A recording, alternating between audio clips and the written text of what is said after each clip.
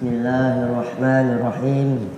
Assalamualaikum warahmatullahi ta'ala wabarakatuh.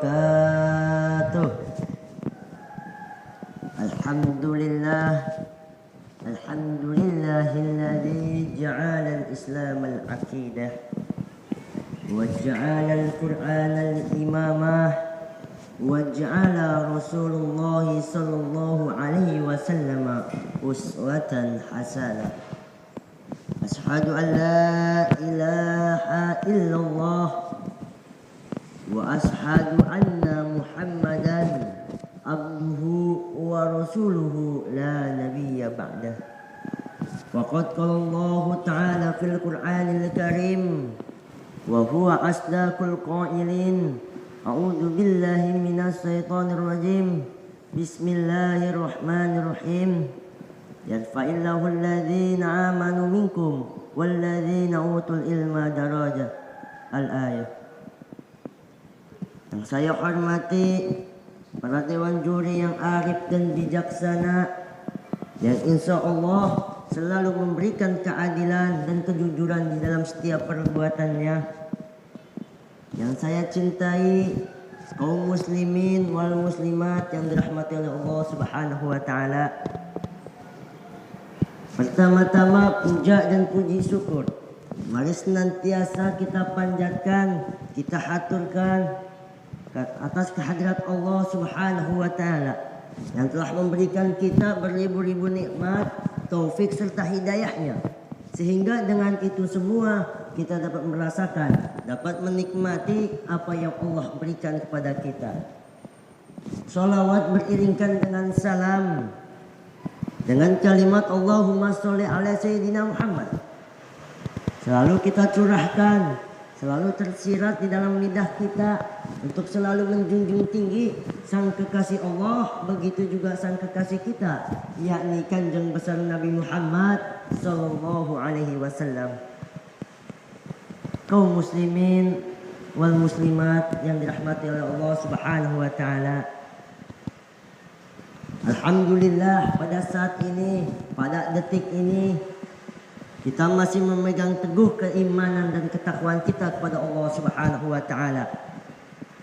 Karena dengan iman, dengan takwa bisa menghantarkan, bisa mendatangkan sebuah kebahagiaan hidup baik di dunia maupun di akhirat kelak.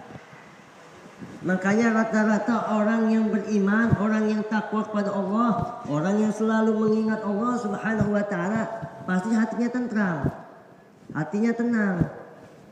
Sebagaimana Allah bersabda dalam Quran surat Al-A'raf ayat 28. Bismillahirrahmanirrahim. Alladzina amanu wa tatma'innu qulubuhum bi dzikrillah. Alla bi dzikrillah tatma'innu qulub. Al-ayah. Kata Allah, yaitu orang-orang yang beriman dan hati mereka merasa tenang dengan berzikir kepada Allah Subhanahu wa taala, dengan mengingat Allah Subhanahu wa taala. Dan ingatlah, dengan mengingat Allah hati menjadi tenang. Makanya banyak para ulama, para kiai, para ustadz yang hatinya tenang, hatinya tentram, karena itu mereka beriman dan juga mereka taat sama Allah, selalu mengingat kepada Allah Subhanahu wa taala. Tapi ingat, kita hidup di dunia bukan hanya dengan keimanan, tetapi juga harus dibarengi dengan yang namanya ilmu. Iman tanpa ilmu sama aja bohong. Dan ilmu tanpa iman kita bisa tertipu dengan fana, dengan fata morgananya dunia. Maka dari itu Buya Hamka mengungkapkan dalam sebuah kutipannya, kata Buya Hamka, iman tanpa ilmu bagaikan lentera di tangan bayi.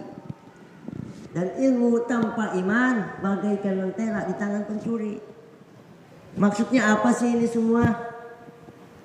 Maksudnya ketika kita beriman kepada Allah Subhanahu wa taala, tapi kita tidak memiliki ilmu, kita akan merasa bingung. Kita tahu kita beriman kepada Allah Subhanahu wa taala, tapi kita tidak tahu cara menjalankan, cara menggunakan iman itu. Contohnya ketika kita sholat, sebelum sholat kita harus tahu rukun-rukun sholat. Dan itu semua harus menggunakan yang namanya ilmu. Dan sedangkan ketika kita berilmu tapi kita tidak beriman, itu bisa mengantarkan kita pada jalan kemaksiatan. Makanya rata-rata kita lihat para pengusaha, mereka berilmu tapi dia tidak beriman, akhirnya mereka korupsi. Kita lihat para orang-orang pintar, mereka pintar benar dengan ilmu-ilmu mereka, tapi di dalam diri mereka tidak ditanamkan benih-benih keimanan, akhirnya mereka sombong. Maka itu dalam dunia iman penting, ilmu juga penting. Karena dengan beriman, dengan ilmu, Allah akan mengangkat derajat kita. Karena ini semua sesuai dengan janji Allah yang terdapat di dalam surat Al-Mujadalah ayat 11. Bismillahirrahmanirrahim. Yarfa'illahu alladhina amanu minkum walladhina utul ilma darajat. Al-ayat. Kata Allah, Allah akan mengangkat orang-orang yang beriman di antara kalian dan orang-orang yang berilmu beberapa derajat. Makanya kita lihat para ulama, para kiai, mereka dijunjung tinggi oleh manusia, oleh pada masyarakat.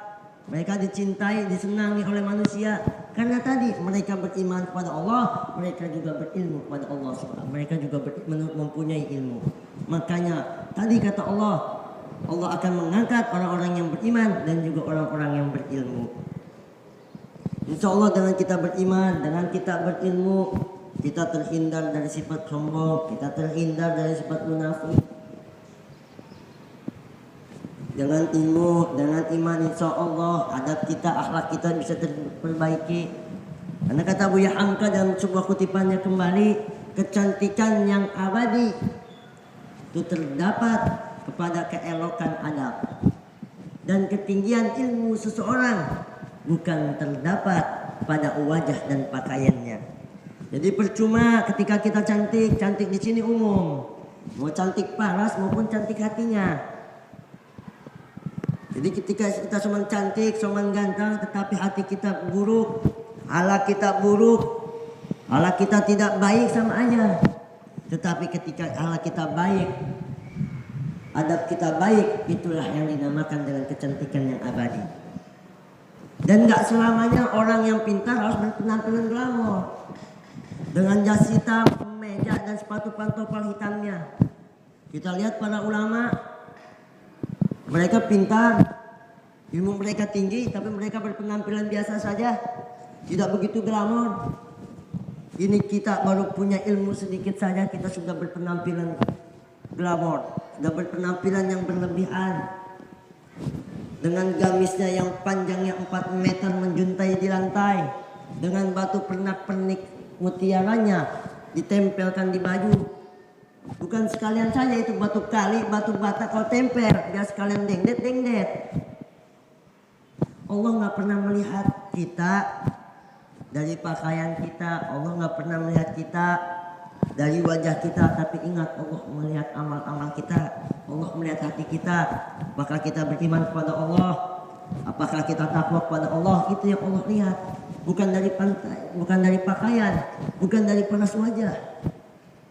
Mudah-mudahan kita termasuk orang-orang yang Allah angkat derajatnya karena keimanan dan ilmu yang kita miliki. Karena ingat, hidup di dunia yaitu harus didampingi dengan agama dan juga ilmu pengetahuan atau ilmu-ilmu yang lainnya. Maka dari itu, mari sama-sama kita tingkatkan keimanan kita kepada Allah.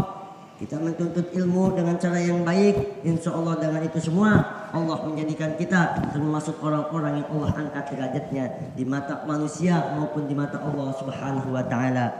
Mungkin hanya ini yang dapat saya sampaikan. Kurang lebihnya mohon maaf. Wabillahi taufiq wal hidayah. Wassalamualaikum warahmatullahi wabarakatuh.